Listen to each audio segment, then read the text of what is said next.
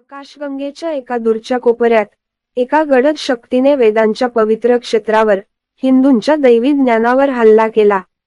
दुष्ट शुक्राचार्यांच्या नेतृत्वाखाली राक्षसांनी शाश्वत ज्ञानाचा नाश करण्याचा आणि विश्वाला अज्ञानात बुडविण्याचा प्रयत्न केला।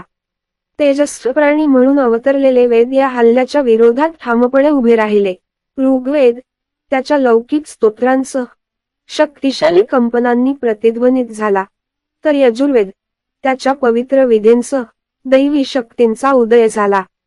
भूते मात्र अथक राहिले, त्यांच्या अंधारामुळे वेदांच्या प्रकाशमानतेला धोका निर्माण झाला। विश्वाचे नशीब संतुलनात लटकले। आकाशगंगेचे हिंदू लोक आणि त्यांचे देव त्यांचे सर्वोच्च तारणहार विष्णूच्या नेतृत्वाखाली एकत्र आले।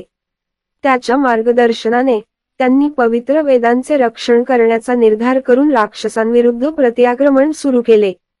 विष्णूच्या पराक्रमी अवताराने त्याच्या तेजस्वी आभासह राक्षसांच्या हृदयात भीती निर्माण करून आरोपाचे नेतृत्व केले।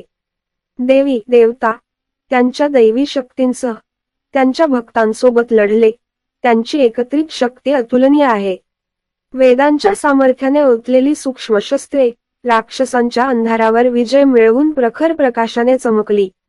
विष्णूच्या नेतृत्वाने त्यांच्या अनुयायांना अतूट धैर्याने लढण्यास प्रेरित करून संपूर्ण आकाशगंगेत लढाई गाजली। दैत्यांचा पराभव झाल्यामुळे त्यांच्या काळ्या शक्ती कमी झाल्या। विष्णूच्या सैन्याला गती मिळाली। वेद आता सुरक्षित आहेत, प्रखर तेजाने चमकू लागले। त्यांची बुद्धी आणि ज्ञान आकाशगंगा प्रकाशित करत आहे। राक्षस त्यांचा पराभव समजून गोंधळात पळून गेले। त्यांच्या दुष्ट योजना पुन्हा एकदा यशस्वी झाल्या। विजयाने आकाशगंगेतील हिंदू लोक आनंदित झाले। त्यांचा विष्णू आणि वेदांवरचा विश्वास दृढ झाला। देवी देवतांना त्यांच्या भक्तांचा अभिमान आहे। त्यांच्यावर स्मितहास्य केले। त्यांचे आशीर्वाद आकाशगंगेवर वर्षाव झाले। विष्णूच्या नेतृत्वाने तो दिवस वाचवला होता। त्याचे शहाणपण आणि सामर्थ्य आशेचा किरण होते।